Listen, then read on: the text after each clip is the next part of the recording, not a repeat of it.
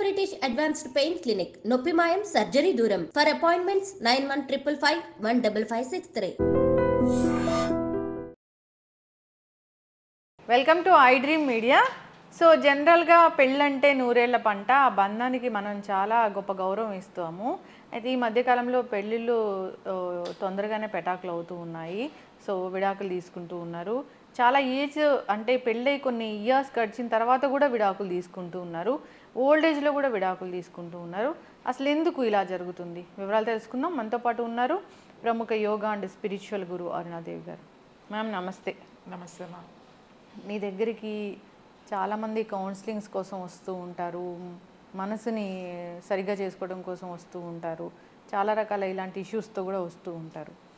అయితే ఈ పెళ్ళిళ్ళు చేసుకోవడము, తర్వాత వాటికి డివోర్స్ ఇవ్వడము, ఆ బంధానికి శాశ్వతంగా దూరం అవ్వడం ఇలా జరుగుతూ ఉంది. అంటే పెళ్ళై 1 or 2 yearsకి జరుగుతూ ఉన్నాయి, 10 ఏళ్ళకి జరుగుతూ ఉన్నాయి, 30 ఏళ్ళకి కూడా జరుగుతున్నాయి విడాకులు అనేవి. ఎందుకు అసలు? అవును, ఇప్పుడు డైవోర్స్ అనేది ఇప్పుడు ఏమి ఏజ్ లేదంటే ఇంతకు ముందు ఎలా ఉండేదంటే ఒక 20 years కనుక వాళ్ళు కలిసి ఉంటే ఇంకా అది చాలా స్ట్రాంగ్, ఇంకా విడిపోవడం అనేది జరగదు. 20 above అయిపోయింది అని అంటే ఇంకా వాళ్ళు విడిపోరు, ఏదైనా కూడా అడ్జస్ట్ అయ్యి ఉంటారు అనేది ఒక నమ్మకం ఉండేది. ఇప్పుడు చూస్తుంటే 20 years కాదు 30 years ఉన్నా కూడా విడిపోయే అవకాశాలు ఎక్కువగా కనబడుతున్నాయి. అవి జరుగుతున్నాయి కదా, మనం చూస్తున్నాం. అంటే ఎందుకు ఇలా జరుగుతుంది అనేది అని అంటే చాలా ముఖ్యంగా ఒక మార్పు, పూర్తిగా చేంజ్ వచ్చింది ఆడవాళ్ళల్లోనే. అంటే నేనేమంటా అంటే మగవాళ్ళు అప్పుడు అలానే ఉన్నారు, ఇప్పుడు అలానే ఉన్నారు. అంటే వాళ్ళ రిలేషన్స్ కానీ వాళ్ళ బిహేవియర్ కానీ ఇవన్నీ కూడా అలానే ఉన్నాయి. కానీ ఇక్కడ మారింది ఎవరు అంటే విమెన్నే, ఆడవాళ్లే మారారు.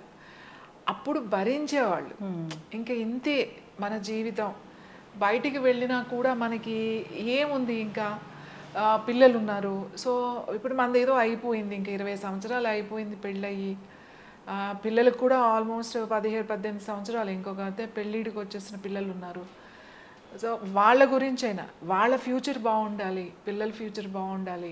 మనకు జరిగింది ఏదో జరిగింది, మనకి ఇంక ఈ జీవితానికి ఇలా అడ్జస్ట్ అయ్యి ఇలానే ఉందాము అనే అభిప్రాయంతో ఉండేవాళ్ళు. అలాగే ఆర్థిక స్వేచ్ఛ ఉండేది కాదు కదా ఆడవాళ్ళకి. ఒకవేళ బయటకు వచ్చేస్తే ఎక్కడి నుంచి ఉంటారు, ఒకవేళ బయటకు వచ్చేస్తే పుట్టింటి వాళ్ళ ముందే అప్పుడు అలా ఉండేదంటే నువ్వు ఏది ఏమైనా నువ్వు అత్తింట్లోనే ఉండాలి. పుట్టింటికి వచ్చి ఉండడం అనేది ఒక అవమానకరమైన విషయం. ఇక్కడ ఉన్న అమ్మాయికి కానీ అక్కడున్న తల్లిదండ్రులు వాళ్ళ ఫ్యామిలీకి కానీ చాలా అవమానంగా ఉండేది. అందుకని అది అసలు ఎవరు ఊహించేవాళ్ళు కాదు, పుట్టింటికి వెళ్ళడం అనేది లేదు.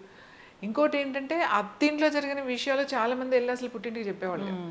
ఇదేదో మా విషయం అన్నట్టుగా బాగున్నారా అంటే ఏయో పెద్ద విషయాలు తప్ప చిన్న చిన్న విషయాలు ఎక్కువ మాట్లాడేవాళ్ళు కదా. అది చాలా ఇన్సల్ట్గా ఫీల్ అయ్యేవాళ్ళు.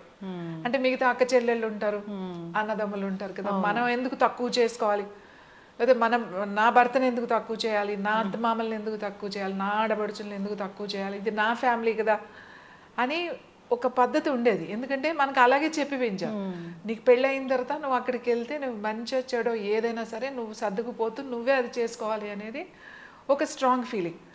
పెళ్ళైన చేసుకున్న అమ్మాయి కూడా ఇది నా ఇల్లు, ఇది ఏదైనా చచ్చినా బ్రతికినా ఇక్కడే ఉండాలి అనేది ఒకటి ఖచ్చితంగా ఉండేది. కొంతమంది ఫైట్ చేసన్నా ఉండేవాళ్ళు, కొంతమంది భయపెట్టన్నా ఉండేవాళ్ళు, ఇంకా చాలా తక్కువ మంది ఉండలేము, ఇంక ఇలాంటి సిచ్యువేషన్లో వెనక్కి వెళ్ళలేము అనుకున్న వాళ్ళు ఇంకా ఏముంది ఇంకా ఆత్మహత్యే శరణ్యం అని చెప్పేసి అలా చేసిన వాళ్ళు కూడా ఉండేవాళ్ళు. ఎక్కువ మంది అడ్జస్ట్ అయ్యేవాళ్ళు. ఇది చాలా స్ట్రాంగ్గా ఉండేది మన ఊళ్ళో. ఇది నా ఇల్లు, వీడు ఎక్కడికి తిరిగినా ఎన్ని చేసినా కూడా ఖచ్చితంగా నా దగ్గరికి రావాల్సిందే. అలాగే పిల్లలు ఉన్నారు కదా ఇక్కడ, పిల్లలు లేకపోతే అది వేరే విషయం, కానీ పిల్లలు ఉన్నారు ఇక్కడ, పిల్లల గురించి అయినా వాళ్ళు రావాల్సిందే.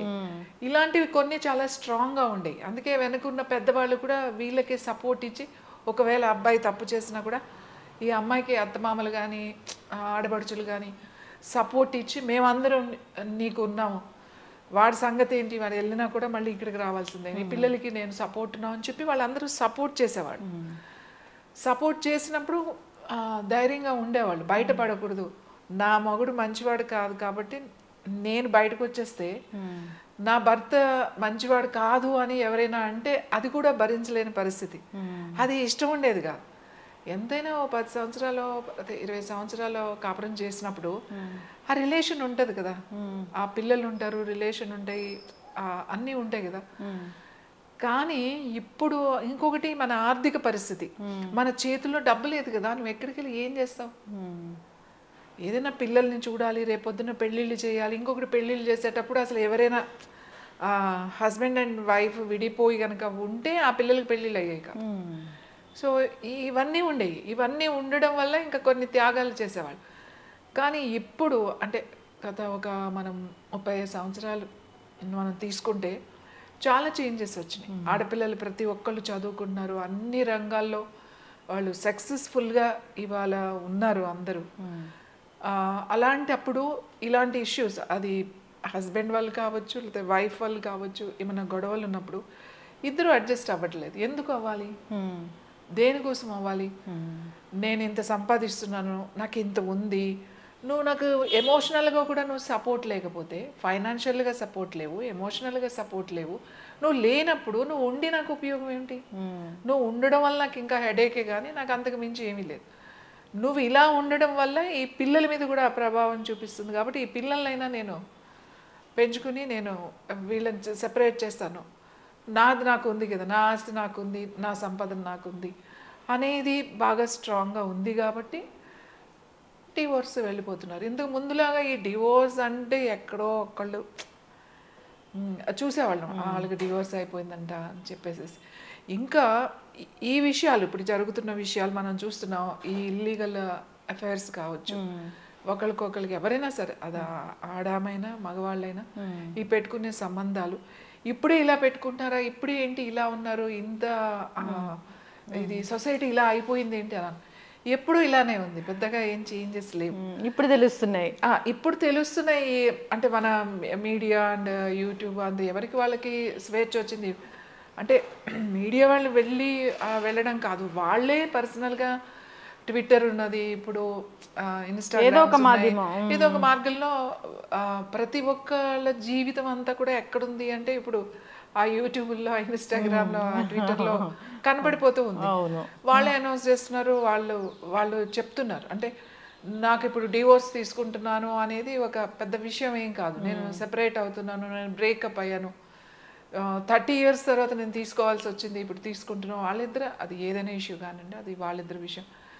కానీ ఎవరైనా సరే 20 years అవ్వచ్చు, 30 years అవ్వచ్చు, 10 years అవ్వచ్చు, పిల్లలు ఉంటే అసలు డివోర్స్కి వెళ్ళకూడదు. ఎందుకు చెప్తున్నానంటే వాళ్ళ పిల్లల ఫ్యూచర్ ఏంటి.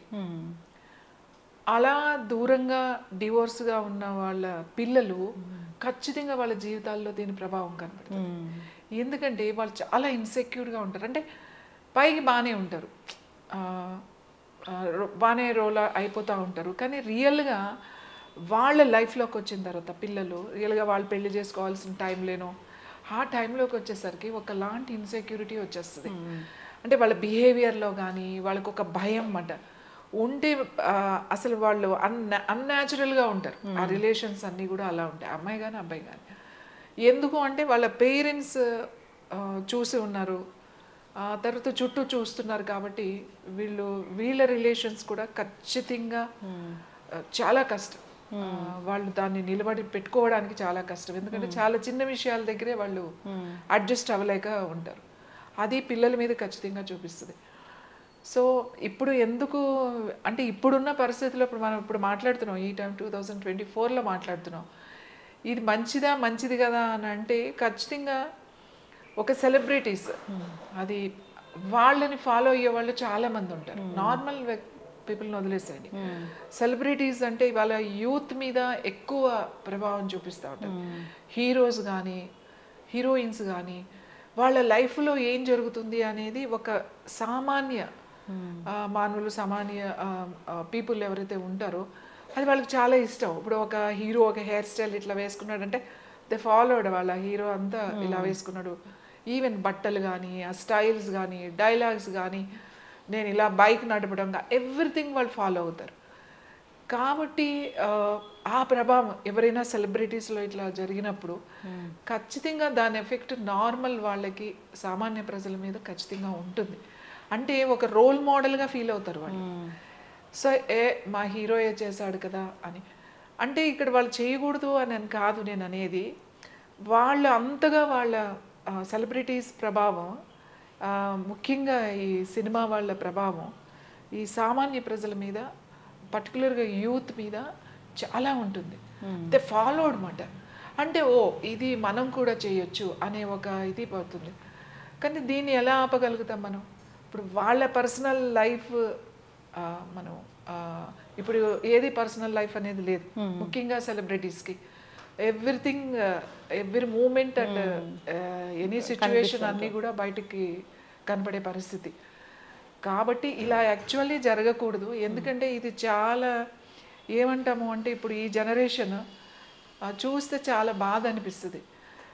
వాళ్ళు ఇప్పుడు ఎవరైతే పెళ్లి చేసుకోవాలనుకున్నారో వీళ్ళందరూ ఎంత ఆలోచిస్తున్నారు, నేను చేసుకుంటే సక్సెస్ అవుతానా లేదా, నేను ఉండగలుగుతానా లేదా, ఈ ఈ వివాహం చేసుకున్న తర్వాత ఈ బంధం ఎన్ని రోజులు ఉంటుంది అనే ఒక భయం అనేది ప్రతి ఒక్కరికి, ఇప్పుడు పెళ్లి చేసుకునే అమ్మాయి కానీ అబ్బాయి కానీ ప్రతి ఒక్కరికి ఉంది. ఎంత భయపడుతున్నారు అని అంటే, ఎందుకంటే వీళ్ళకి కౌన్సిలింగ్ లేవు. అసలు బిఫోర్ మ్యారేజ్ అంటే కౌన్సిలింగ్, ఇంతకు ముందు అంటే మనకి ఎవరో పెద్దవాళ్ళు ఉండేవాళ్ళు చెప్పేవాళ్ళు, అది వేరే విషయం. ఇప్పుడు అలా లేదు కదా పరిస్థితి. కౌన్సిలింగ్ చాలా ఇంపార్టెంట్. కొంతమంది అయితే వాళ్ళ సిచ్యువేషన్ బాగాలేనప్పుడు కూడా పిల్లల్ని కనేస్తున్నారు. ఈ పెద్దవాళ్ళు ఫోర్స్గా ఏమో పిల్లల్ని కనాలి, మీరు పిల్లల్ని కనకపోతే అది ఏంటో ఒక లోటు, ఒక అసలు మీరు అసలు సొసైటీలోనే ఒక ఇది అనేది వచ్చేస్తుంది. వీళ్ళే ఇద్దరు సరిగా లేరు, ఈ ఎవరైతే ఉన్నారో భార్య భర్తలు వాళ్ళు లేను. అప్పుడు పిల్లల్ని ఎందుకు కనాలి? పిల్లల్ని కనకూడదు. పిల్లల్ని కన్న తర్వాత నువ్వు దానికి కట్టుబడి ఉండాలి. ఆ అబ్బాయి కానీ అమ్మాయి కానీ మారాల్సిందే, అడ్జస్ట్ చేసుకోవాల్సిందే ఇద్దరు. ఈమె అమ్మాయి మారాలి, అబ్బాయి కూడా మారాలి, అడ్జస్ట్ అయ్యి ఉండాలి. పిల్లలు లేకపోతే అది వేరే విషయం.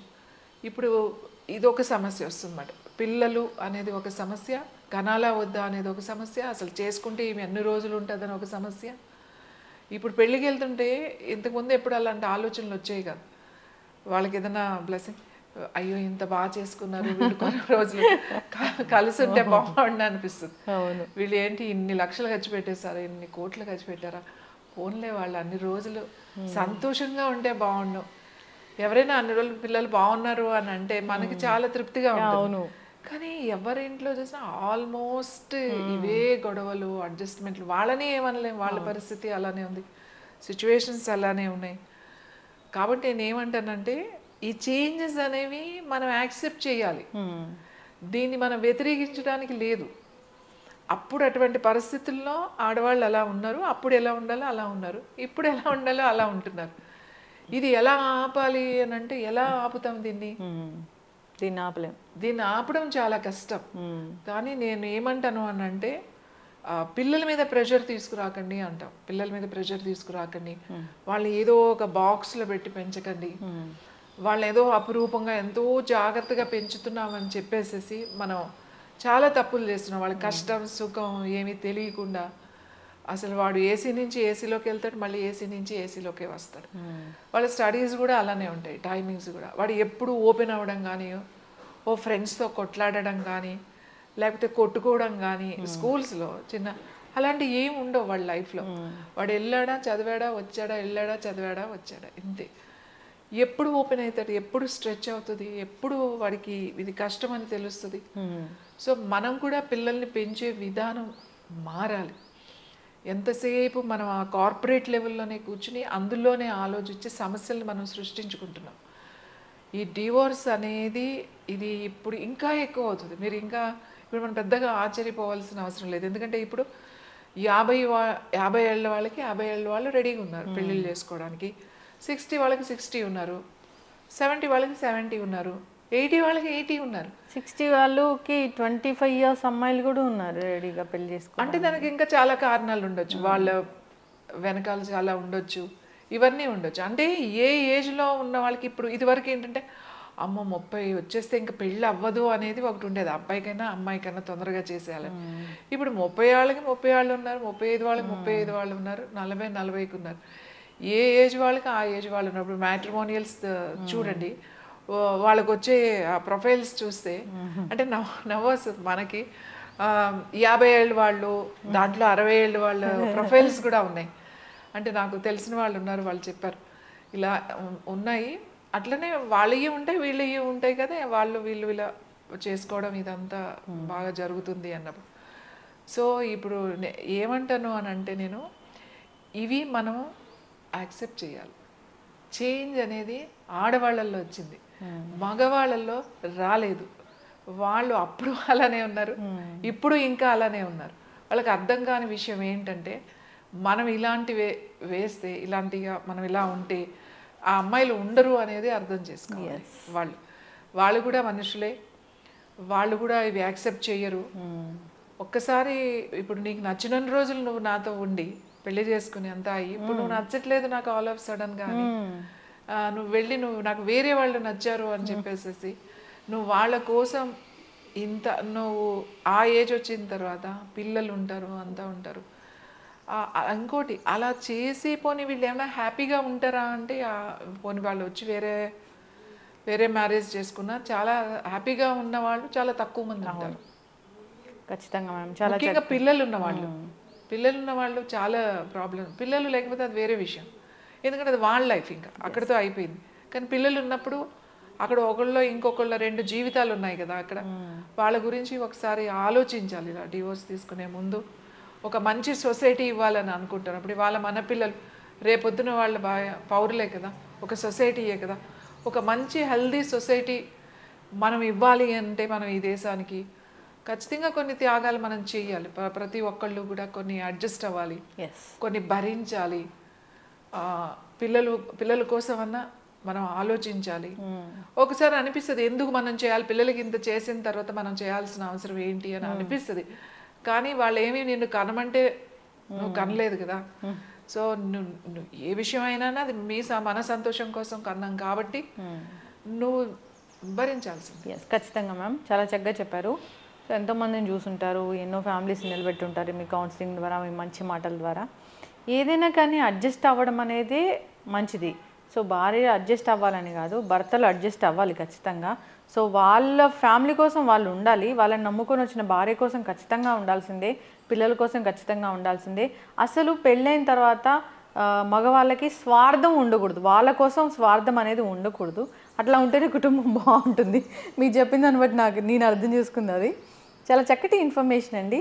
సో ఇప్పుడు ఎన్నో ఏళ్ళుగా, ఎన్నో యుగాలుగా కూడా కుటుంబం అంటే ఇది ఇలా ఉంటుంది, భర్త అంటే ఇలా ఉంటారు, సో తండ్రి అంటే ఇలా ఉంటారు, ఒక బాధ్యతగా ఉంటారు అనేది అట్లా వస్తుంది.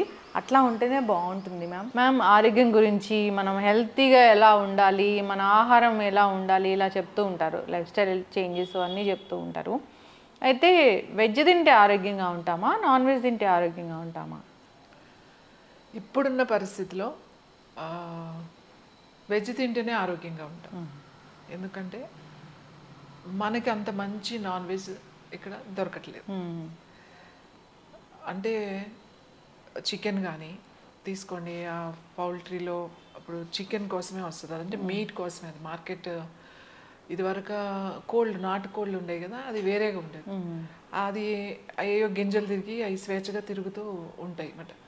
అది ఎంత కోసినా కూడా నాకు తెలిసి ఎంత పెద్దదైనా 1.5 kg వస్తే గొప్ప మీట్. ఒక పెద్దది కోసినా కూడా అంతకన్నా ఎక్కువ రాదు. కానీ ఇప్పుడు వచ్చే ఈ పౌల్ట్రీలో పెంచే చికెన్ అది ఓన్లీ ఆ మీట్, అంటే ఆ మజిల్ బాగా పెరగడానికి, ఆ ఫ్లెష్ పెరగడానికి అవి పెంచుతారు. ఒక్క ఇరుకైన ఇంత ప్లేస్లో ఒక కోడి అట్లానే దాని జీవితమే తినడానికి అన్నట్టుగా అది అన్ని రోజులు తింటూనే ఉంటుంది. అలా పెట్టి దానికి ఇంకా తొందరగా అది మార్కెట్లోకి ఇవ్వడానికి, దానికి ఏ ప్రాబ్లమ్స్ రాకుండా హై యాంటీబయాటిక్స్ ఇచ్చి వాటికి, అలాగే వాటికి మళ్ళీ ఈ ఫ్లెష్ బాగా పట్టడానికి హార్మోన్స్, తొందరగా పెరగడానికి హార్మోన్స్ ఇంజెక్షన్స్ ఇచ్చి వాటికి వేసే మేత భయంకరమైన ఫుడ్ దానా వేస్తారు. ఇంకా అందులో కలిపేవి కానీ ఇవన్నీ కూడా. ఈ చికెన్ ఇలా వచ్చిన చికెన్ ఏదైతే మార్కెట్లోకి వస్తుందో అదే తింటున్నారు పిల్లలు. దానికి ఆల్రెడీ హార్మోన్స్ ఇవ్వడం వల్ల ఈ పిల్లల్లో హార్మోన్స్ ఇన్బ్యాలెన్స్ అవుతున్నాయి చాలా చిన్న పిల్లల్లో. ఇప్పుడు చికెన్ అనేది ఒక వ్యసనం. ఇప్పుడు పిల్లల్లో ఒక చెడ్డ అలవాటు. అంటే ఇది వరకు వ్యసనం అంటే స్మోకింగ్, తర్వాత ఆల్కహాల్, ఇలాంటివి ఏదైనా అవి వ్యసనాలు. ఇప్పుడు వ్యసనం ఏంటి అంటే ఈ చికెన్ తినడం వ్యసనం. పిల్లలు ఎవరినైనా చూడండి, నీకు ఏంటి ఇష్టం అంటే చికెన్ అంటే ఇష్టం అంటారు. ఆ చికెనే తింటారు వాళ్ళు. చికెన్ ఫ్రై అయితే చికెన్ బిర్యానీ, సండే వచ్చిందంటే ఖచ్చితంగా చికెన్ ఉండాల్సిందే. ఎంత అది లేకుండా మీరు ఊహించలేరు. ఇప్పుడు కేఎఫ్సి చికెన్ తీసుకుని ఏదైనా తీసుకోండి, అవి స్టోరేజ్ చేసి ఎప్పటి చికెన్ మంత్స్ చికెన్ అది. ఎంత నువ్వు హెల్దీగా దాన్ని డిగ్రీస్ మెయింటైన్ చేసి నువ్వు స్టోరేజ్ చేసినా ఆ చికెన్ కొన్ని నెలల తర్వాత అది ఏ విధంగా మారుతుంది. అది స్టోరేజ్లో వచ్చి మీరు తీసి బయట పెడితే ఎంతసేపు ఉంటుంది ఆ చికెన్. ఇప్పుడు ఫ్రెష్గా చికెన్ తీసుకొచ్చి మీరు వండితే అది మీట్ కావచ్చు ఏదైనా కావచ్చు 5 hours వరకు చాలా బాగుంటుంది. ఆఫ్టర్ 5 hours అది తినొద్దని చెప్తారు.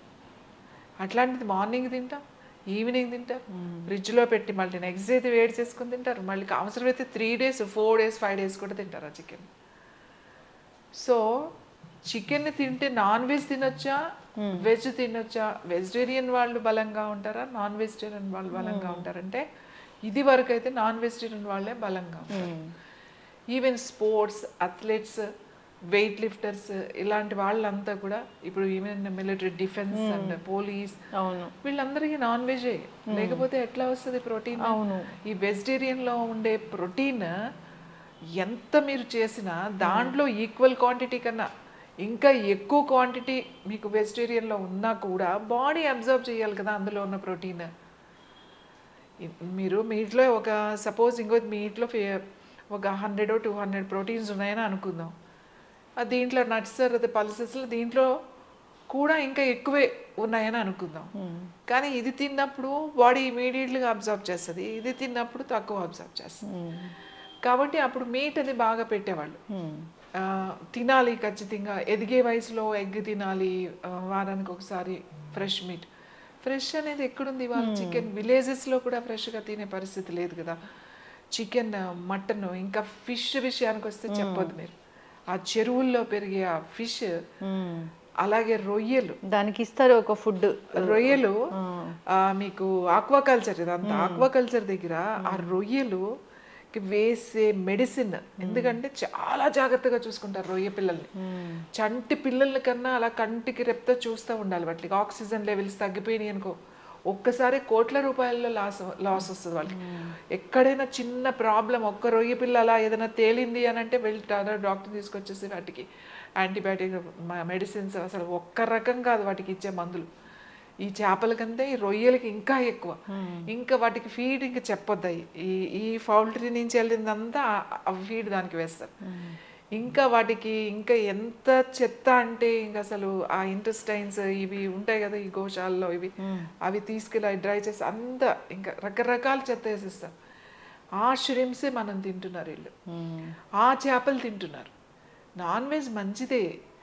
మీరు నదుల్లోవి లేకపోతే చెరువులు ఉంటాయి కదా, మామూలుగా చెరువులు, మంచినీళ్ళ చెరువులు ఉంటాయి కదా, అట్లా పెరిగినవి, కాలువలు ఉంటాయి, ఆ పంట కాలువలు ఉంటాయి, కాలువల్లో పెరిగినవి ఇవి చాలా మంచిది. సీ ఫుడ్ సముద్రంలోది ఓకే, అది మంచిది. కానీ ప్రత్యేకించి ఇలా పెంచే నాన్ వెజ్, ఈ చికెన్ కానీ ఇవి కానీ, వీటిల్లో అసలు ఎలాంటి క్యాన్సర్ వరకు ఇవాళ వెళ్ళిపోతుంది. అవి ఇవాళ మనం పెంచే ఇక్కడ ఆక్వా అవి తింటే రెగ్యులర్గా క్యాన్సర్ ఖచ్చితంగా వస్తుంది. ఇంకో విషయం చెప్తున్నా, ఒక ఏరియా అంతా ఆక్వాకల్చర్ ఉంది. మీరు విజయవాడ దాటితే ఆ బెల్ట్ భీమవరం, తర్వాత అలా రాజమండ్రి, కాకినాడ, ఆ కోస్టల్ బెల్ట్ అంతా ఇవాళ ఆక్వా ఫామ్తో ఉంది, ఆక్వా అండ్ చేపల చెరువులతో. అంటే నిజమే మనకి మంచి పంట వస్తుంది, మనం దానివల్లే బతుకుతున్నాం అనేది ఆలోచిస్తున్నారు. కానీ పూర్తిగా భూమిని పాడు చేసేసారు. మీరు అక్కడ వాటర్, గ్రౌండ్ వాటర్ కూడా కలర్ మారిపోయింది. ఇదివరకు మా చిన్నప్పుడు ఇట్లా కొడితే నీళ్ళు వచ్చాయి, ఆ పైపులు తెలుసు కదా, చేతి పంపులు, ఇలా కొడితే నీళ్ళు వచ్చాయి, చక్కగా ఇలా పట్టుకుని తాగేసేవాళ్ళం. ఆడుకుంటూ ఆడుకుంటూ మంచినీళ్ళు దాహం అయితే కొట్టుకుని ఫ్రెష్గా అట్లా తాగేసేవాళ్ళం. మంచినీళ్ళు అసలు మాకు తెలిసి మా చిన్నప్పుడు ఆ బావిల్లోనూ ఆ నీళ్ళే తాగినవి. కానీ ఇవాళ అవి తాగే పరిస్థితి లేదు. మీరు వెళ్ళి పంపు కొడితే ఎర్రటి నీళ్ళు వస్తాయి. అసలు ఇప్పుడు వాళ్ళందరూ రొయ్యల చెరువులు మానేసేసి కనీసం ఒక 5-6 సంవత్సరాలు పంట లేకుండా ఉండాలి. అందులో పంటలు పండాలంటే 5-6 కాదు, ఇంకా ఇంకా ఎక్కువే ఉంటుంది. దాన్ని మార్చడం కూడా చాలా కష్టం. ఇంకొక విషయం ఏంటంటే తినక్కలేదు.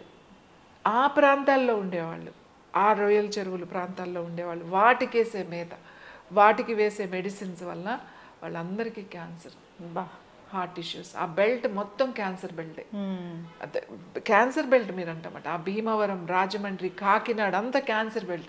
చిన్న వాళ్ళకి 20 years, 23, 26 years పిల్లలకి బ్రెయిన్ ట్యూమర్స్. నా దగ్గర ఎంతమంది ఉన్నారు యంగ్ ఇంజనీరింగ్లో జాయిన్ అయ్యేవాళ్ళు, చదువుకుంటున్న వాళ్ళు, ఇంటర్మీడియట్ చదువుతున్న వాళ్ళు, ఇంజనీరింగ్ కూడా కంప్లీట్ కాని వాళ్ళు, కష్టపడి చదువుకుని ఐఐటీలో సీట్ వచ్చి ఐఐటీలో జాయిన్ అయిన తర్వాత సెకండ్ ఇయర్ థర్డ్, అది ఎంత ఒక అబ్బాయి వస్తాడు నా దగ్గరికి. వాడు చెప్తాడు కీమో తీసుకుని ఆ రోజు చికెన్ బిర్యానీ తింటాడట. వాళ్ళ అమ్మమ్మ చెప్తుంది, ఎలా అండి ఇంతంత ట్రీట్మెంట్లు ఇస్తుంటుంటే మరి పిల్లాడికి బలం ఉండాలి కదా, అందుకని చికెన్ పెట్టాలి కదా అని. సో నా దగ్గరకు తీసుకొచ్చారు. మనం టిబెట్ మెడిసిన్ ఇస్తాం కదా క్యాన్సర్కి. అవును. నేను చెప్పాను అసలు నువ్వు ముందు ఇది మానేసేయాలి. అబ్బాయికి కౌన్సిలింగ్ ఇచ్చి అబ్బాయికి యోగాలోకి తీసుకొచ్చి వాళ్ళు న్యాచురల్గా మానిపించాలి అంటే చాలా కష్టమైంది. ఎందుకంటే దానికి ఒక బానిసలాగా, ఒక వ్యసనంలాగా అయిపోయింది. వాళ్ళు చికెన్ మానమంటే చాలా కష్టం మానడం, ఎందుకంటే ఆ టేస్ట్కి అలవాటు పడిపోయారు వాళ్ళు. అందుకని మీరు వెజ్ మంచిదా నాన్ వెజ్ మంచిదా అంటే ఇప్పుడైతే వెజ్జే మంచిది. 100% ఇప్పుడున్న పరిస్థితుల్లో మనకు వెజ్జే మంచిది. వెజ్ లాగానే వెజ్ కూడా అంటే ఉన్న దాంట్లో వెజ్ కూడా ఏమి కెమికల్స్ తక్కువ ఉన్నాయా? ఎక్కువే ఉన్నాయి కదా. పచ్చిమిరపకాయలు చూడండి, పాలకూర చూడండి, బెండకాయలు, దొండకాయలు అన్నిటి మీద స్ప్రే చేసే ఫ్రూట్స్, అట్టిపండు కూడా ఇవాళ మనకి కెమికల్స్ దాని మీద ముంచి తీసుకొచ్చే పరిస్థితి. సో కానీ కొంచెం ఇది బెటర్. ఎందుకంటే దీన్ని అట్లీస్ట్ మనం కొంచెం బాగా వేడి నీళ్ళలో, ఉప్పు నీళ్ళలో బాగా కడుక్కుని ఏదో కాస్త ఉడకబెట్టుకుని తింటాం కాబట్టి దాని ప్రభావం చాలా వరకు తగ్గుతుంది. కానీ ఇక్కడ అలా లేదు. మనం ఎంత ఇది చేసినా కూడా ఆ లోపలికి వెళ్ళిన ఫ్లష్కి వెళ్ళిన దాంట్లోకి లేదు. నాన్ వెజ్ తినేవాళ్ళు ముందు నుంచి నాన్ వెజ్ తినేవాళ్ళు నాన్ వెజ్ తింటే తప్పు, నాన్ వెజ్ తింటే నువ్వేదో పాపం చేస్తున్నావు అని కాదు. ఎందుకంటే తినేవాళ్ళు ఎప్పుడూ తిన్నారు, తినని వాళ్ళు కొంతమంది ఎప్పుడూ తినలేదు. ఈ ఆహారం కూడా రాజసిక ఆహారంలోకి వెళ్ళిపోతుంది. తామసిక ఆహారం, రాజసిక ఆహారం, మనకు సాత్విక ఆహారం అని ఉంది కదా.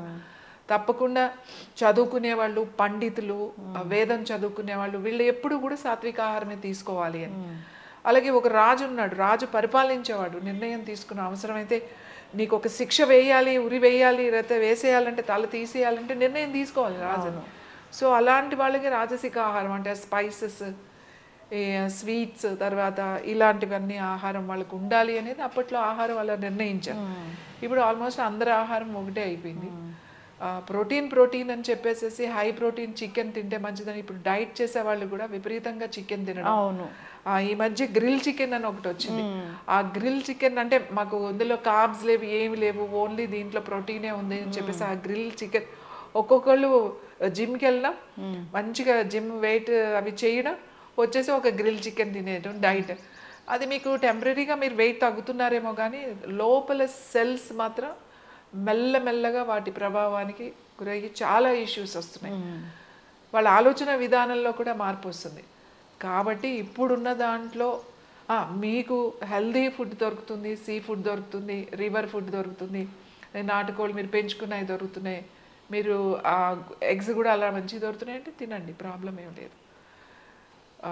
కానీ లేదు అని అంటే 100% ఇప్పుడున్న పరిస్థితుల్లో అసలు నాన్ వెజ్ అసలు బాగాలేదు, దాన్ని మానేయాలి.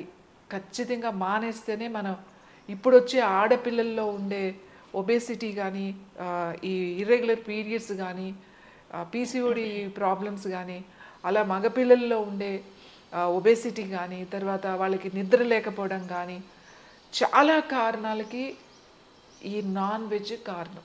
ఎస్. ఇప్పుడు దొరికే మార్కెట్లో దొరికేది. అదర్వైజ్ మీకు మంచిది ఉంది, మీరే మంచిది ఉంది మీకు తెలుసు అని అనుకున్నప్పుడు అది తింటే తప్పు అని నేను చెప్పను. ఎవరి ఆహారం వాళ్ళది, కానీ చూసుకోండి, జాగ్రత్తగా తినండి. ఎస్, ఖచ్చితంగా మ్యామ్, చాలా చక్కగా చెప్పారు. వెజ్ మంచిదా, నాన్ వెజ్ మంచిదా? వెజ్ తింటే ఆరోగ్యంగా ఉంటామా, నాన్ వెజ్ తింటే ఆరోగ్యంగా ఉంటామా అంటే రెండు మంచివే. అవి మంచిగా ఉన్నప్పుడు, మంచి పరిస్థితి నుంచి మనం తీసుకున్నప్పుడు చక్కటి ఇన్ఫర్మేషన్ అండి. ఎక్కడ మంచి చికెన్, మంచి నాన్ వెజ్ దొరుకుతుందని ఎక్కడ లేదు అసలు. అది మనం ఎక్స్పెక్ట్ చేయకూడదు కూడా. చక్కటి ఇన్ఫర్మేషన్ మ్యామ్, ధన్యవాదాలు.